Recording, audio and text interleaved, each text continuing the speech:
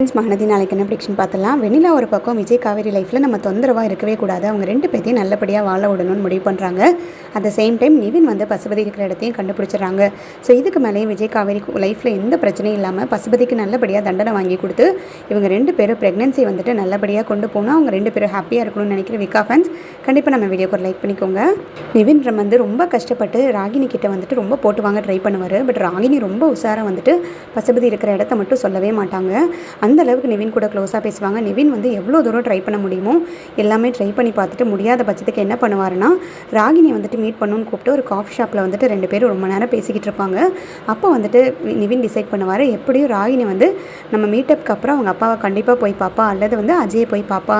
So இவளை follow பண்ணி போனோன்னா கண்டிப்பாக ஒன்று அஜய் இருக்கிற இடம் தெரிஞ்சிடும், இல்லைனா பசுபதி இருக்கிற இடத்த நம்ம கண்டுபிடிச்சிடலாம் அப்படின்ற மாதிரி பிளான் போட்டுட்டு ரொம்ப நேரம் வந்துட்டு ராகினி கிட்ட பேச்சு கொடுத்துட்டே இருப்பார். ராகினி வந்துட்டு எல்லாத்தையும் மறந்துட்டு ரொம்ப நேரம் வந்துட்டு நிவின் கூட டைம் ஸ்பெண்ட் பண்ணிட்டு சரி கிளம்பலாம் அப்படிங்கிற மாதிரி நிவின் சொல்லிட்டு கிளம்பிடுவார். அதுக்கப்புறம் வந்துட்டு ராகினி இருக்கிற இடத்துலேருந்து அவங்க எங்கே போகிறாங்க என்ன பண்ண போகிறாங்கங்கிறதையும் பின்னாடி இருந்து ஃபாலோ பண்ணிக்கிட்டே இருப்பார்.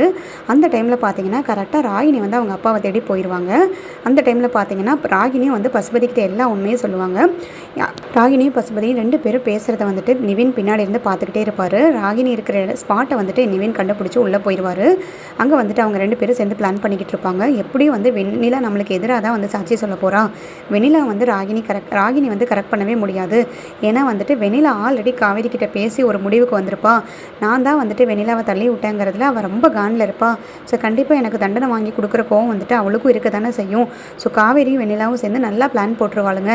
இதுக்கு மேலே வந்துட்டு வெண்ணிலாவை விட்டு வச்சா ஒன்றுமே பண்ண முடியாது, நான் கம்பி என்ன வேண்டியதான் அப்படின்ற மாதிரி பசுபதி வந்து அவங்க ஆளுக்கு வந்து இன்ஸ்ட்ரக்ஷன் சொல்லிட்டு இருப்பாரு. அந்த டைமில் பார்த்தீங்கன்னா ராகினி கேட்பாங்க, என்னப்பா இப்படியெல்லாம் சொல்கிறீங்க, நானும் சேர்ந்து ஜெயிலுக்கு போகணுமா, இதுக்கு ஒன்றுமே பண்ண முடியாதா அப்படின்ற மாதிரி கேட்க, அதெல்லாம் ஒன்றும் இல்லைம்மா, ஒரு பக்கம் வந்துட்டு வெண்ணிலாவோட மாமாவை நான் போட்டு தள்ளிடுறேன், ஒரு பக்கம் வந்துட்டு வெண்ணிலாவை இவனுங்க ஹாஸ்பிட்டல் போய் போட்டு தள்ளிடட்டும், அதுக்கப்புறம் சாட்சியும் கிடையாது வாக்குமூலமும் கிடையாது, அந்த விஜய் வந்துட்டு ஜெயிலுக்குள்ளேயே இருந்து காலத்துக்கும் கழி திங்க வேண்டிதான், நம்ம ஜாலியாக இருப்போம். நீ வந்துட்டு விஜய் உள்ளுக்குள்ளேயே இருந்தால் காவேரிக்கும் விஜய்க்கும் எந்த சம்மந்தமும் இருக்காது. நீ வந்து அஜயை கரெக்ட் பண்ணி அவங்க சொத்து பத்து மொத்தத்தையும் வந்துட்டு நீ வாங்கிட்டு நீ அந்த வீட்டில் சந்தோஷமாக வந்துட்டு குடும்பம் நடத்த ஆரம்பி.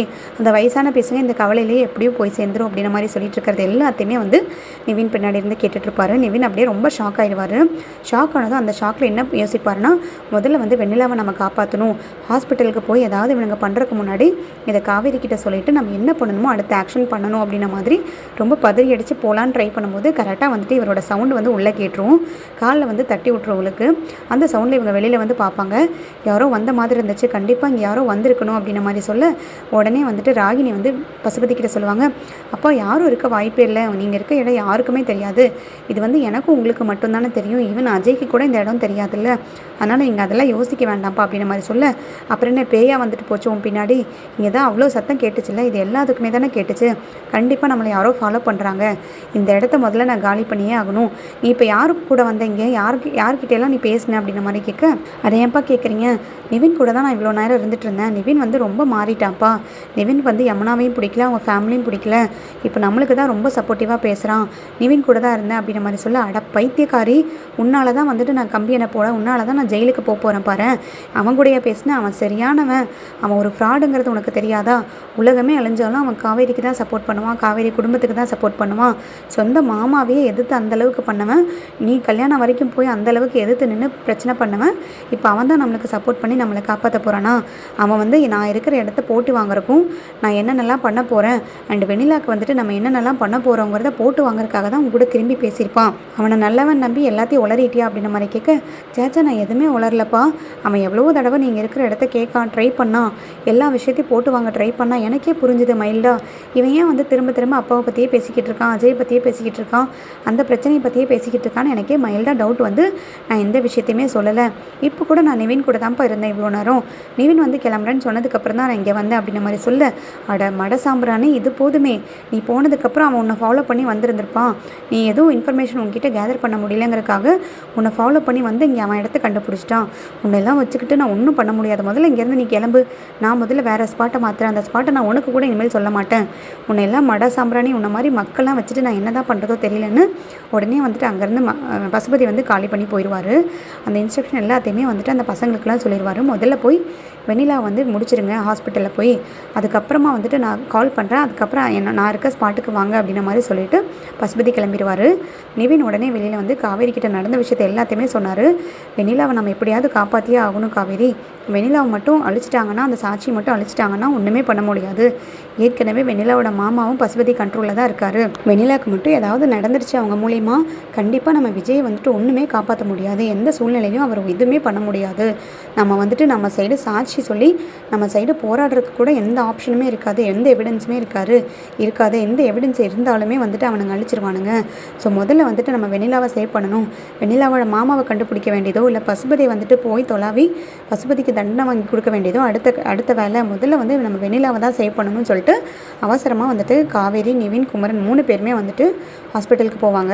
ஹாஸ்பிட்டலுக்கு போனோடனே அங்கே ஒரு கும்பல் நின்றுட்டுருப்பாங்க. வெண்ணிலா வந்துட்டு டிஸ்டர்ப் பண்ணணும், வெண்ணிலாவுக்கு எப்படியாவது வந்து தனியாக வாய்ப்பு கிடைச்சிச்சின்னா ஏதாவது பண்ணிடலான்னு சொல்லிட்டு அங்கே ஒரு கும்பல் வெயிட் பண்ணிட்டு இருப்பாங்க. அந்த டைமில் பார்த்தீங்கன்னா நிவின், காவேரி 2 பேரும் உள்ளே போகிறதையும் அந்த கும்பல் பார்த்துட்டு பசுபதிக்கு இன்ஸ்ட்ரக்ஷன் சொல்லிடுவாங்க. எப்படினாலும் அவங்க வெளியில் போயிடுவாங்க. வெளியில் போனதுமே வந்துட்டு நீங்கள் வெண்ணிலாவை முடிச்சிருங்க அப்படின்ற மாதிரி பசுபதி சொல்லுவார். அந்த டைமில் பார்த்தீங்கன்னா நிவினும் காவேரியும் வந்துட்டு யாருக்கும் தெரியாமல் வெண்ணிலா ரூம்குள்ளே போய் வெண்ணிலாவுக்கு வந்து வாய்ஸ் ரெக்கார்ட் பண்ணி, கால் ரெக்கார்ட் பண்ணி எல்லாத்தையுமே வந்து முயற்சி பண்ணி எல்லாத்தையுமே வாங்கிடுவாங்க. எல்லா எவிடன்ஸுமே. வெண்ணிலாவுக்கு அந்த அன்னைக்கு என்ன நடந்துச்சு, வெண்ணிலா இந்தளவுக்கு வந்துட்டு கஷ்டப்படுறதுக்கு யார் காரணம், பசுபதி தான் காரணம், எப்போ நடந்துச்சு, விஜய்க்கும் இதுக்கும் எந்த சம்மந்தமும் இல்லை, விஜயும் காவேரியும் ரொம்ப நல்லவங்கிறது முதல் கொண்டு எல்லாத்தையுமே வந்துட்டு வாய்ஸ் ரெக்கார்டு, வீடியோ ரெக்கார்ட் பண்ணிவிட்டு வெளியில் வந்துடுவாங்க. அதுக்கப்புறமா பார்த்தீங்கன்னா வந்துட்டு அந்த ரவுடி கும்பல் வந்து உள்ளே போய் வெண்ணிலாவை கொலை பண்ணுறதுக்கு முயற்சி பண்ணிகிட்ருப்பாங்க. திரும்பி வந்துட்டு பாதி தூரம் வந்துட்டு காவேரி வந்துடுவாங்க. அந்த டைமில் பார்த்தீங்கன்னா காவேரிக்கு ஒரு யோசனை தோணும். நிவின், எனக்கு ஏதோ தப்பாக இருக்குது நிவின், அந்த ரவுடிஸ் வந்து வெளியில் தானே நின்றுட்டு இருந்தாங்க, நம்ம திருப்பி ரிட்டன் வரும்போது அவங்க போயிட்டாங்கன்னு நினைக்கிறோம். பட் திரும்பி வந்துட்டு நம்ம வெளியில் வரதுக்காக வெயிட் பண்ணிவிட்டு வெண்ணிலாவை போய் திரும்பி வந்து எந்த இதுவும் பண்ணியிருக்க மாட்டாங்கன்னு என்ன நினச்சியும். எனக்கு அது போக ஏதோ தப்பாக தோணிக்கிட்டே இருக்குது. ஏதாவது எனக்கு தப்பாக நெகட்டிவாக தோணுச்சுன்னா கண்டிப்பாக அது நடந்தே தான் ஆகும். நான் நிறையா விஷயத்தில் இதை நோட் பண்ணியிருக்கேன். நம்ம திருப்பி எதுக்கும் வந்துட்டு போகலாம் நிவின் அப்படின்ற மாதிரி சொல்கிறேன். சரி காவேரி, நம்ம எதுக்கும் டவுட்டுக்கு திரும்பி போய் பார்த்துடலாம். அந்த ரவுடி கும்பல் வந்து உள்ளே தான் ஹாஸ்பிட்டல் தான் இருக்காங்களா இல்லை இல்லையாங்கிறது நம்ம வெண்ணிலாவோட ரூம்லேயே போய் செக் பண்ணிடலான்னு சொல்லிட்டு கரெக்டாக வந்துட்டு வெண்ணிலா ரூம்குள்ளே போகும்போது அதில் ஒரு ரவுடி பையன் வந்து பில்லோ எடுத்து வெண்ணிலாவோட முகத்தில் வந்து வச்சு அழுத்திக்கிட்டு இருப்பான். கரெக்டாக வந்துட்டு நிவின் உள்ளே போனதுமே வந்துட்டு எல்லாருமே ரொம்ப ஷாக் ஆயிடுவாங்க. ஐயோன்னு வந்துட்டு காவேரி ஒரு பக்கம் கத்த, நிவின் ஒரு பக்கம் தயவு செய்து எதுவும் கத்திராத காவேரி, கதையே கெட்டுரும், இவனுங்களை வந்து இப்போ மாட்டி விட்டோம்னா கூட இந்த பிரச்சனை பெருசாகுமே தவிர இதுக்கு ஒரு வழியும் தெரியாது, எந்த ஒரு முடிவும் தெரியாது, நீ இப்போதைக்கு அமைதியாகவே இரு அப்படின்னோடனே நிவின் போனதுமே உள்ளே இருக்கிற அந்த அவனுங்க எல்லாருமே ரவுடிஸ் எல்லாருமே வெளியில் ஓடிடுவானுங்க. அந்த டைமில் பார்த்தீங்கன்னா காவேரி வந்து வெண்ணிலா கிட்ட சொல்லுவாங்க, வெண்ணிலா இதுக்கும் எங்களுக்கும் எந்த சம்மந்தமே கிடையாது, பசுபதி தான் இதையும் பண்ணுறான், எல்லா சாட்சியும் அவனுக்கு எதிராக இருக்குது, நீயும் கண் முழிச்சிட்டு அவனுக்கு எதிராக சாட்சி சொல்லுவேன்ற ஒரே பயத்தில் தான் உன்னை கொல்றதுக்காக ஆள் செட் பண்ணி அனுப்பியிருக்கான். இப்போ கூட அதெல்லாமே தெரிஞ்சுக்கிட்டு தான் நாங்கள் உன்னை காப்பாற்றலான்னு வந்தோம், நீ எதுக்கும் சேஃபாக இரு. அது போக நாங்கள் போலீஸ்கிட்ட போய் ரெக்வஸ்ட் பண்ணி உன்னை சேஃப் ஆகிறதுக்கு, உன்னை ப்ரொடெக்ட் பண்ணுறதுக்கு 2 எஸ்கார்ட்ஸ் வந்து போட சொல்லி நாங்கள் எங்களோட சொந்த செலவுலேயே வேணும்னாலும் கேட்குறோம். ஏன்னா இப்போதைக்கு உனக்கு சேஃப்டி தான் முக்கியம். வெண்ணிலாவோட ப்ரூஃப் இருந்தால் மட்டும்தான் வந்துட்டு விஜய் வெளியில் வருவார், அல்லது வந்து பசுபதிக்கு வந்து தண்டனை கிடச்சிருன்ற பயத்தில் தான் அந்த ஆள் இதெல்லாமே பண்ணிக்கிட்டு இருக்கான். நீ தயவு செய்து சேஃபாரு, நீ யாரையும் நம்பிடாத. ஈவன் நர்ஸு வந்தால் கூட வந்துட்டு யார் என்னங்கிறது, ஐடி கார்டு இருக்கா என்னங்கிறத விசாரிச்சுட்டு அதுக்கப்புறமா வந்துட்டு அவங்க கொடுக்குற மெடிசன் சாப்பிடு. நீ இப்போதைக்கு ரொம்ப கேர்ஃபுல்லாக இருக்கணும் நிவின், நம்ம 2 பேரும் இங்கேயே இருக்கலாம், எஸ்கார்ட்ஸ் அரேஞ்ச் பண்ணி இருக்கிற வரைக்கும், விஜய் வெளியில் வரைக்கும் நான் இங்கேயே கூட இருந்துக்கிறேன், வெண்ணிலாக்கு பக்கத்துலேயே கூட இருந்துக்கிறேன். அதுக்கு என்ன ஆப்ஷன்ஸோ என்ன அப்ரூவல் வாங்கணுமோ நீங்கள் டாக்டர்ஸ் கிட்ட பேசி அதை வாங்கிடுங்க. இதுக்கு மேலே நம்ம வெண்ணிலாவை தனியாக விட்டோன்னா இவளுக்கு ஏதாவது ஆகிடும், இவளுக்கு ஏதாவது ஆகிறதுக்கு அந்த குற்ற உணர்ச்சி எங்களை பயங்கரமாக வந்துட்டு வாழவே விடாது. நாங்கள் விஜய் வெளில வரது கூட 2வது விஷயம், பட் வெண்ணிலாக்கு ஏதாவது ஒன்று ஆயிடுச்சுன்னா நானும் விஜயும் தான் வந்துட்டு இதில் குற்ற உணர்ச்சி எங்களுக்கு தான் அதிகமாக இருக்கும், எங்களால் தான் இப்படி ஆயிடுச்சுன்ற கவலை எங்கள் வாழ்க்கை முழுக்க எங்களை வாழவே விடாது. தயவுசெய்து வெண்ணிலா, நீ உன்னை ஊருக்கு சேஃபாக அனுப்புகிற வரைக்கும் நாங்கள் இங்கே தான் இருப்போம் அப்படின்ற மாதிரி சொல்ல உடனே வெண்ணிலா டிசைட் பண்ணுவாங்க, முதல்ல நல்லபடியாக நம்ம ஹாஸ்பிட்டல்லேருந்து டிஸ்சார்ஜ் ஆனதுக்கப்புறம் மாமாவை கூட்டிகிட்டு நம்ம ஊருக்கே போயிடணும். இதுக்கு மேலேயும் வந்துட்டு வெண்ணிலா ஒரு கேரக்டர் வந்து விஜய் காவேரி லைஃப்பில் இருக்கவே கூடாது. விஜயும் சரி காவேரியும் சரி நம்மளுக்காக இவ்வளோ யோசிக்கிறாங்க, நம்ம நல்லா இருக்கணும்னு மட்டும்தான் நினச்சிருக்காங்க, நம்ம அவங்களுக்கு வந்து எந்த விதமான துரோகமும் பண்ணிடக்கூடாது. விஜய் காவேரியை சேர்த்து வைக்க வேண்டிய பொறுப்பு காவேரி வயிற்றில் வளர்கிற குழந்தைக்கு வந்துட்டு ஒரு அம்மாவாக வந்துட்டு ஒரு அப்பாவாக வந்துட்டு அவங்க 2 பேருமே நல்லபடியாக லைஃப்பை ஸ்டார்ட் பண்ணணும். அதுக்கு இடையூறாக நம்ம எப்போவுமே இருந்துடவே கூடாது. அந்த ஒரு லைஃப் நம்மளுக்கு தேவையே இல்லை, சீக்கிரமாக எனக்கு குணமாகணும் அப்படின்ற மாதிரி கடவுளை வேண்டிட்டு காவேரிக்கு ரொம்ப நன்றி சொல்லுவாங்க.